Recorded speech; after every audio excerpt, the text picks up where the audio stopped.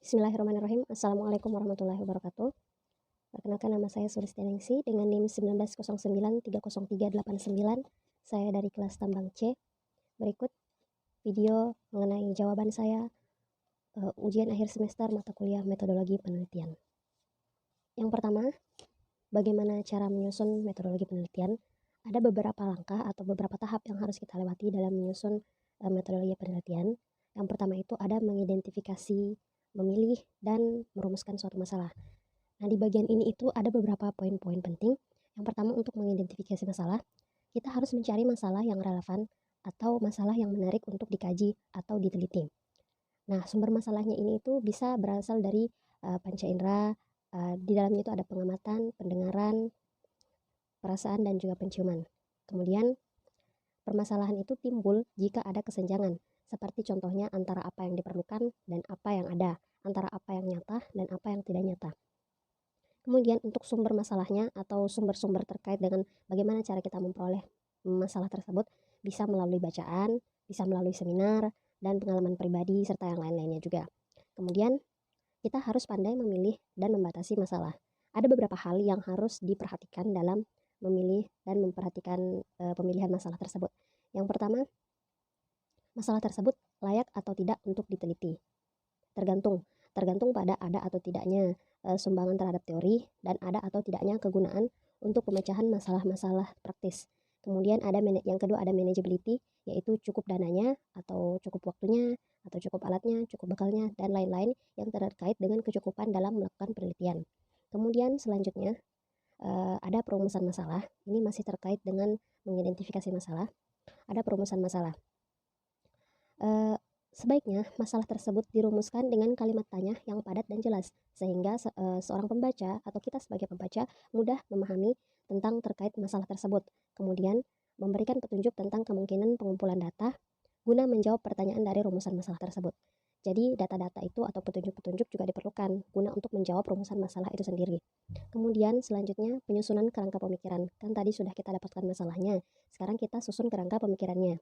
Nah, kerangka pemikiran itu adalah konstruksi berpikir yang bersifat logis dengan argumentasi yang konsisten, artinya tidak berubah-ubah ya, dengan pengetahuan sebelumnya yang telah berhasil disusun. Artinya kita sebelumnya sudah memiliki pengetahuan yang konsisten terhadap pemikiran kita. Jadi kerangka pemikiran ini tidak berubah-ubah. Kemudian untuk menyusun kerangka pemikiran ada hal-hal yang perlu diperhatikan. Yang pertama, kita harus mencari teori-teorinya, konsep-konsepnya, generalisasi yang relevan untuk kemudian dijadikan sebagai landasan yang teoritis atau masuk akal dalam penelitian ini. Nah, dari teori-teori ini atau konsep-konsep ini dilakukan perincian analisis. Jadi kan tadi kita sudah dapat teori-teorinya, landasannya, generalisasinya. Kemudian dilakukanlah perincian terhadap teori-teori ini. Itu dapat dilakukan melalui penalaran deduktif. Kemudian langkah yang ketiga, kita harus merumuskan hipotesis atau perumusan hipotesis. Nah, hipotesis itu adalah jawaban sementara terhadap masalah penelitian. Jadi hipotesis ini semacam pendapat. Tapi jawabannya itu harus diuji terlebih dahulu agar supaya hipotesis ini dapat menjadi jawaban yang pasti untuk masalah yang sedang diteliti dalam metodologi penelitian. Kemudian hipotesis itu dirangkum atau diturunkan dari kerangka pemikiran atau kesimpulan yang teoritis. Artinya, hipotesis ini tidak boleh panjang lebar, harus sesuai dengan apa yang sedang dibahas. Jadi hipotesis ini karena baru jawaban sementara, artinya itu harus singkat, padat, dan jelas, dan dia diturunkan dari kerangka pemikiran. Artinya dia seperti kesimpulan dari kerangka pemikiran kita. Kemudian ada dua jenis hipotesis. Yang pertama hipotesis deskriptif dan yang kedua hipotesis verifikatif. Kemudian yang keempat ada menguji hipotesis tersebut. Jadi setelah kita mengungkapkan hipotesis kita atau pemahaman kita, pendapat kita harus mengujinya. Kan tadi hipotesis itu belum pasti. Nah, sekarang untuk memastikan hipotesis tersebut, kita harus mengujinya secara empirik. Yang pertama, kita harus mengujinya dengan alat statistik inferensial dan statistik deskriptif untuk membuktikan apakah teori-teori kita tersebut teruji secara meyakinkan atau tidak. Kemudian yang kedua, menguji dengan tanpa statis. Jadi kita cari maknanya saja, tanpa statis, tanpa angka-angka. Dia itu lebih ke pada penelitian kualitatif. Kemudian untuk soal nomor 2 terkait hasil penelitian. Dalam hasil penelitian ini mengabstraksikan data menjadi informasi yang bermakna. Jadi kan ini merupakan hasil penelitian. Jadi di situ ada hasil-hasil dari apa yang telah kita teliti. Yang pertama itu kita ada melakukan tinjauan umum objek penelitian. Jadi kita meninjau.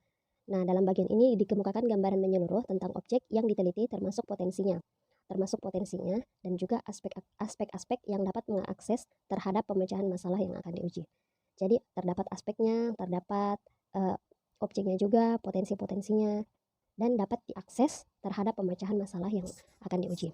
Kemudian yang kedua ada deskripsi variabel yang diteliti. Jadi kita di sini menguraikan atau mendeskripsikan setiap variabel yang diteliti dan disajikan dan data tersebut disajikan dalam bentuk tabel, matriks, diagram, grafik, dan lain-lainnya. Kemudian yang ketiga ada hasil uji hipotesis. Jadi tadi kan kita sudah menguji, kemudian akan menghasilkan suatu hasil uji. Nah, ungkapan hasil uji hipotesis ini secara statistik itu contohnya seperti mengemukakan hasil uji T atau mengemukakan hasil uji lainnya.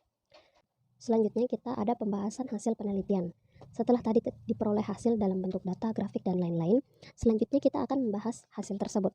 Nah, dalam bagian ini berisi pembahasan hasil penelitian baik secara teoritis maupun empiris, yang kemudian disintetiskan dengan hasil penelitian terdahulu untuk mencari konvergensi dan divergensinya. Nah, dalam bagian ini juga bisa kita kemukakan teman-teman penelitian kita ya, karena tadi kan sudah kita uji benar atau tidaknya hipotesis tersebut. Nah, dalam pengujian itu pasti kita mendapatkan temuan-temuan baru. Kita bisa memasukkannya dalam pembahasan hasil penelitian ini, termasuk juga fenomena yang mungkin baru muncul selama penelitian. Tapi itu dengan catatan bila ada kita dapatkan. Untuk soal nomor 3, bagian kesimpulan dan juga saran. Yang pertama kita bahas dulu mengenai kesimpulan. Jadi kesimpulan ini harus menjawab masalah yang dirumuskan. Karena tadi dalam penyusun metodologi penelitian ada perumusan masalah. Nah, di bagian kesimpulan inilah yang akan menjawab perumusan masalah tadi. Kemudian kesimpulan harus konsisten, jadi tidak berubah-ubah dengan masalah yang dirumuskan dan yang ingin dijawab. Tujuan dan kegunaan penelitian, hipotesis, hasil, dan juga pembahasannya. Kesimpulan penelitian ini bukan ringkasan atau intisari, tetapi kajian logis atau kaitan logis dari konsep berpikir deduktif ke arah generalisasi. Jadi dia itu bukan ringkasan, bukan isi rangkuman dari hasil penelitian atau landasan-landasan teori sebelumnya, tapi kaitan logis dari konsep berpikir deduktif.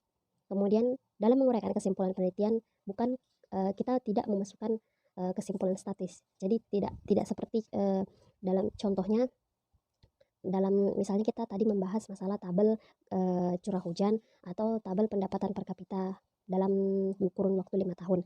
Nah, kita di situ menggambarkan data-datanya bukan seperti itu, tapi yang kita rumuskan di situ adalah kesimpulan dari penelitian ini. Misalnya, dalam kurun waktu 5 tahun, pendapatan per kapita pada kota A 30% lah misalnya.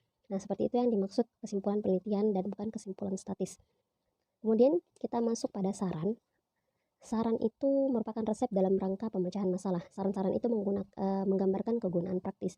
Jadi saran itu adalah pendapat, ya, hampir sama dengan hipotesis, tapi bedanya saran ini tidak perlu diuji kebenarannya karena saran merupakan suatu pendapat yang dikeluarkan guna lebih meningkatkan lagi bagaimana cara menyusun metode penelitian yang lebih baik daripada sebelumnya. Kemudian, saran itu merupakan implikasi dari kesimpulan yang harus dapat dioperasionalkan dalam kehidupan praktis nyata dan bukan angan-angan atau hayalan. Jadi saran itu juga tidak bersifat menghayal. Jadi dia bersifat logis juga. Kemudian harus didasarkan pada kesimpulan dan harus memberi kesempatan pada peneliti lain yang akan mengungkapkan sarannya secara mendalam. Jadi kita harus bisa memberikan kesempatan kepada peneliti-peneliti lain untuk memberikan saran terhadap penelitian kita sendiri. Pada soal nomor 4 terdapat perbedaan penelitian kualitatif dan juga kuantitatif. Yang pertama, perbedaan untuk aksioma dasar dari sifat realitasnya. Metode kuantitatif itu dapat diklasifikasikan konkret, teramati, dan juga terukur. Sementara metode kualitatif dia itu ganda, holistik, dinamis, hasil konstruksi, dan pemahaman. Jadi dia itu berupa pemahaman. Kemudian hubungan peneliti dengan yang diteliti. Metode kuantitatif dia itu independen supaya terbangun objektivitas. Sedangkan metode kualitatif interaktif dengan sumber data supaya memperoleh makna. Jadi dia itu harus menghasilkan sebuah makna. Beda dengan kuantitatif, dia itu objektivitas. Kemudian untuk hubungan variabelnya, kalau metode kuantitatif itu sebab akibat, jadi dia kausal.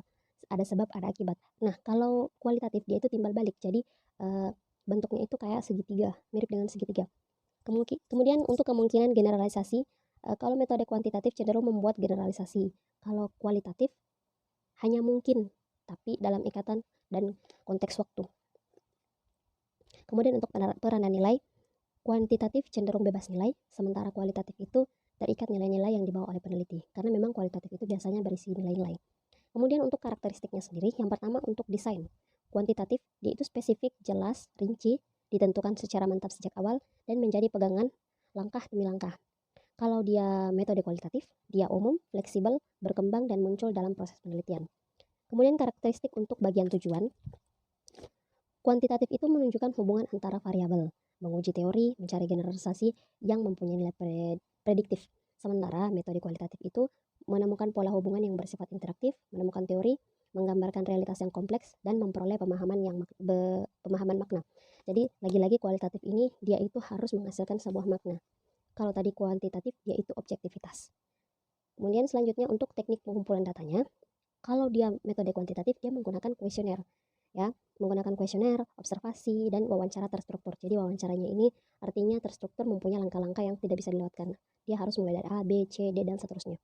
Kemudian untuk metode kualitatif dia itu ada memerlukan partisipan observasi, interview, dokumentasi, dan triangulasi.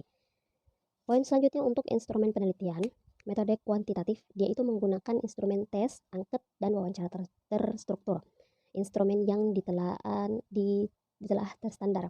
Kemudian untuk metode kualitatif, peneliti sebagai instrumennya. Jadi dia sebagai penelitinya, dia juga sebagai instrumen dalam penelitiannya. Bisa juga dari buku catatan, tape recorder, kamera, handycam, dan lain-lain. Yang terakhir, karakteristik data. Kalau kuantitatif, ya dia kuantitatif, dan hasil pengukuran variabelnya itu dioperasikan. Kalau kualitatif, dia deskriptif kualitatif.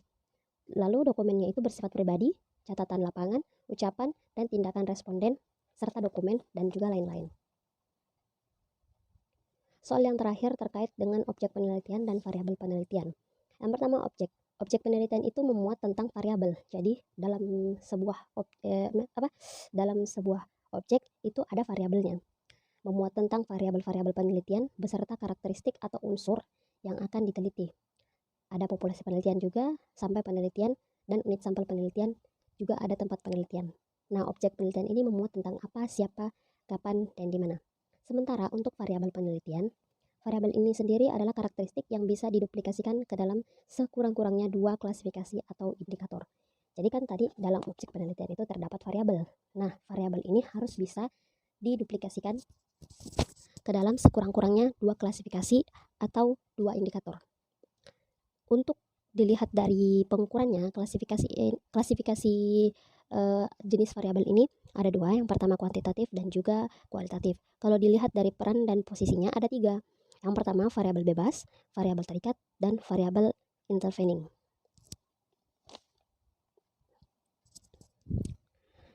Cukup sekian rekaman jawaban ujian akhir semester terkait mata kuliah metodologi penelitian dari saya. Kurang dan lebihnya mohon dimaafkan. Wassalamualaikum warahmatullahi wabarakatuh.